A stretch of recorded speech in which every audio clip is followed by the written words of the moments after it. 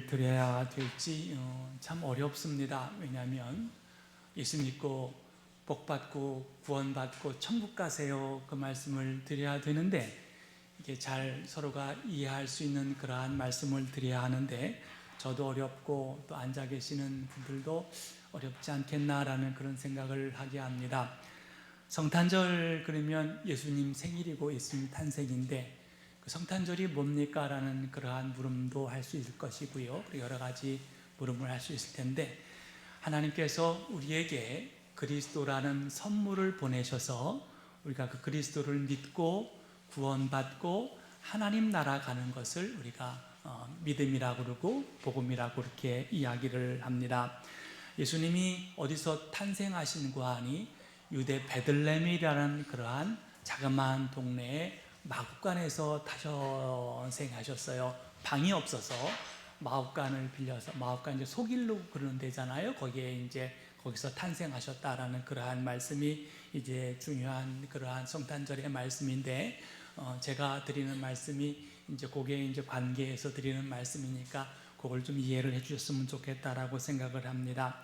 저희들이 어렸을 때 성탄절 되면 연극을 참 많이 했습니다. 그런데 연극을 하면서 가장 중요한 게 뭔가 하니 배역을 내가 어떤 걸 딸 수 있을까 그 마음을 가장 많이 가졌습니다. 그래서 다른 사람들이 다 예수님 하고 싶어 하고요, 요셉 하고 싶어 하고요, 마리아 하고 싶어 하고, 그렇지 뭐 지나가는 사람 뭐 그런 거 하고 싶지 않거든요. 그래서 제일 이제 하기 싫은 게 뭔가 하니 여관 주인입니다. 여관 주인은 딱 한마디만 합니다. 방 없어요. 그 딱 한마디만 하라 그러니까 다 하기 싫은 거예요. 그러니까 중요한 배역을 맡고 싶지 방이 없습니다. 이 말 하고 싶은 마음이 없거든요.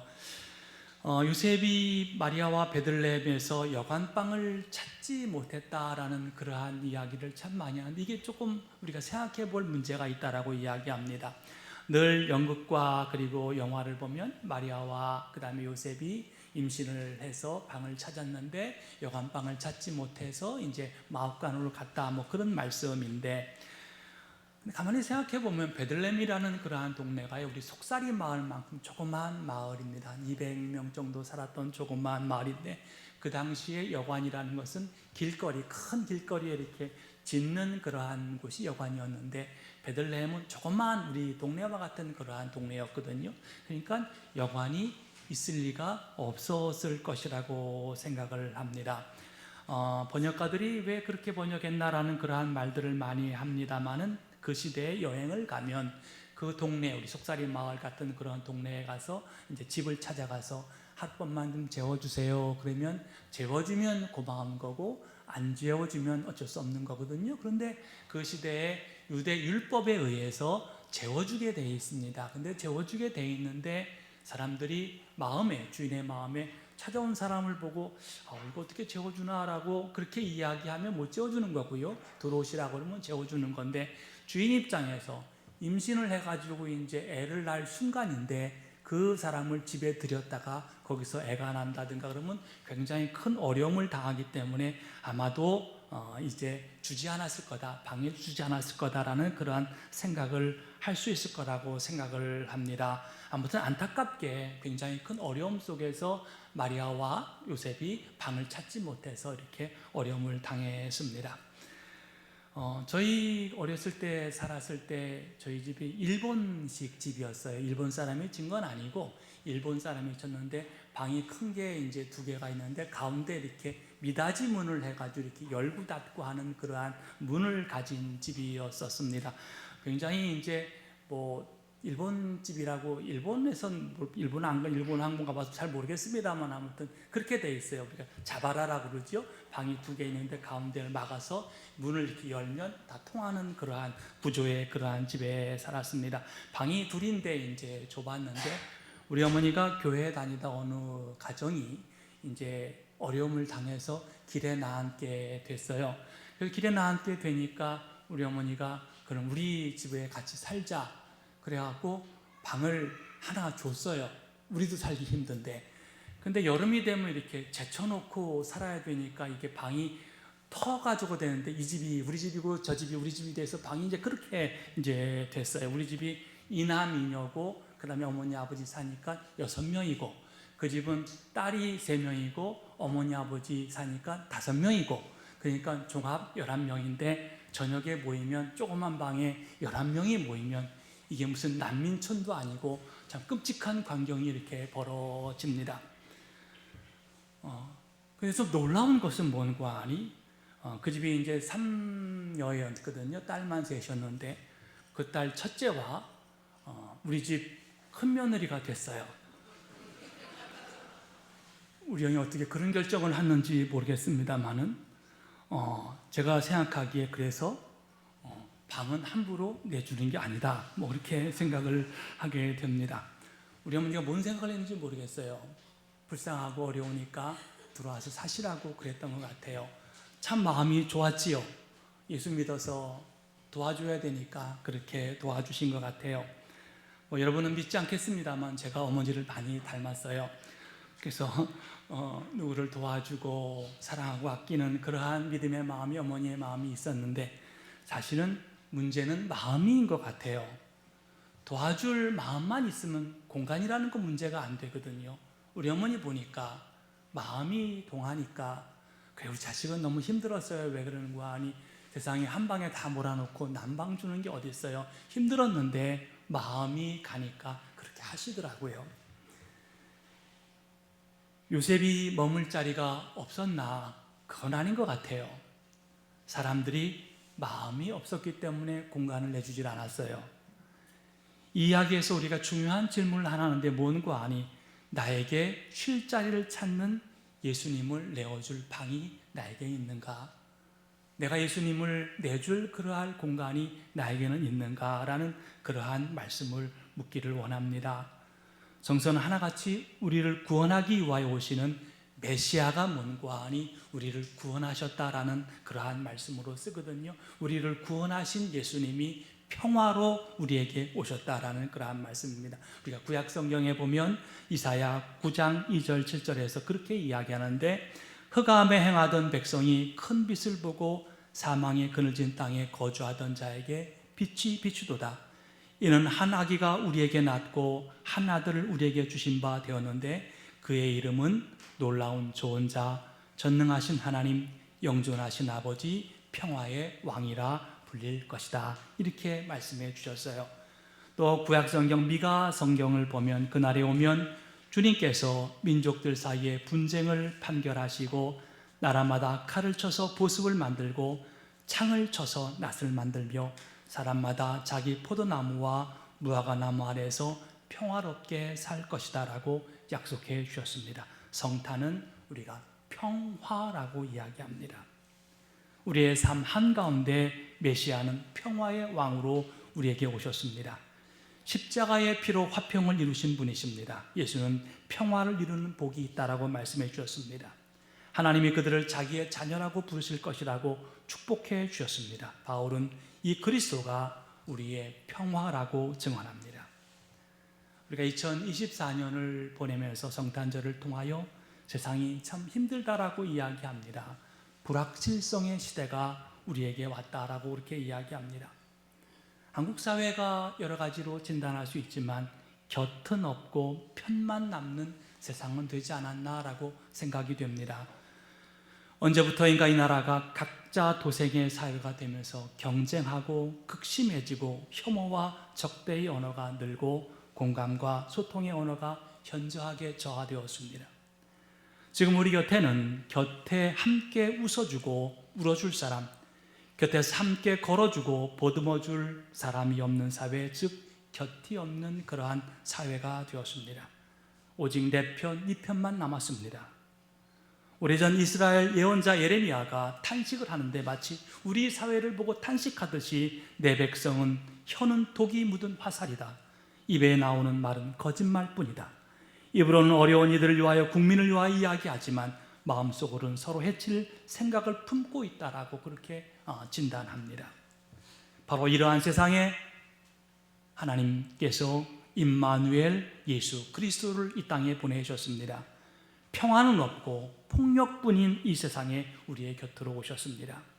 오셔서 버림받은 사람들, 마음이 아픈 사람들, 생계를 걱정하며 한숨 짓는 사람들, 내일을 꿈꾸기 어려운 젊은이들, 역사의 진실 앞에서 여전히 사과를 받지 못하는 피해자들, 전쟁과 폭력과 공포의 사람들에게 곁에 오셔서 우리에게 평화를 주었습니다. 성탄이 이렇게 전능하신 하나님께서 우리와 같은 육신을 입고 우리 곁에 와서 우리와 함께 그 영광을 보내는 시간입니다. 그래서 하늘은 영광이요 땅에는 평화가 되었습니다. 2000년 전에 베들레헴 들판에서 평화가 울려 퍼졌는데 이것은 존엄한 그리고 높은 이야기가 아니라 구유에 누인 아기에 관한 것이었습니다. 참으로 이상한 평화의 노래입니다. 세상에서 가장 낮고 천한 곳에 태어난 한 아기는 그 믿음의 삶을 통하여 우리에게 오셨습니다. 성탄절에 울려 퍼진 평화의 노래입니다. 그래서 먼저 노래했습니다. 지극히 높은 곳에는 하나님께 영광이요 땅에는 하나님이 기뻐하는 사람들 중에 평화로다라는 그러한 말씀을 우리 속에 주십니다. 성탄은 평화입니다. 흑암에서 건지신 메시아가 왕으로 오셨습니다.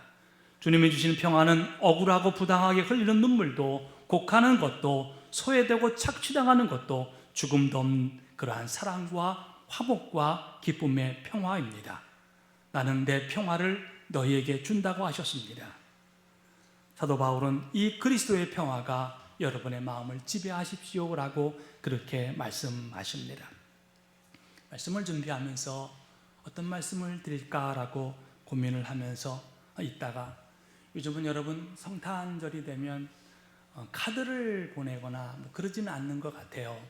문자가 잔뜩 옵니다. 단체 문자라 잘 보지도 않습니다만 카톡도 이렇게 대부분 옵니다. 몇 년에 한 번씩 잊어먹을 만하면 제가 신학교 시절에 이제 중학교, 고등학교 애들을 가르쳤는데 그 학생들이 이제 어떻게 제가 여기 있는지 알고 문자를 가끔 보내오기도 합니다. 이제 그들도 50대 중반이 됐겠지요. 어떤 그 중에 한 학생이 아니죠. 어떤 한 분이 저에게 이제 문자를 보내왔어요. 목사님 건강하십니까? 라는 그러한 문자를 보내왔습니다. 그래서 제가 답장을 하기를 약 먹는 재미로 잘 삽니다. 이렇게 답장을 보내줬어요. 그 문자를 보낸 사람은 이제 여자인데 40대 초반에 파킨슨병이 왔습니다. 그래서 지금 50대 중반이니까 10년 넘게 파킨슨병하고 이제 고통을 하시는데 이 파킨슨병이 심해지니까 머리에다가 머리를 열고 이렇게 전극 장치 같은 거를 머리에 넣었대요. 그래서 이제 여기다 가슴에다가 이 전극을 몸이 좀 안 좋으면 전극을 이렇게 올리는 거예요. 전극 올리면 이제 전극이 머리를 더 많이 이렇게 자극하니까 몸은 정상인데 걷는 게 또 이상해지고 그 전극을 내리면 걷는 건 똑바로 걷는데 또 몸이 이상해지고 이 파킨슨병이 약이 없기 때문에 굉장히 고통하는 그러한 병입니다. 그 병을 알고 있는 걸 잘 알기 때문에 그냥 농담으로 우리가 약 늘어가는 재미요 그리고 약 먹는 재미로 잘 삽니다. 그렇게 같이 다 아프지요. 그런 의미로 전달해 주었습니다. 그런데 그분이 아주 장문의 문자를 저에게 보내왔습니다. 그 이야기는 그거였는데 자기 남편이 벌써 심장 수술을 5번째 했습니다.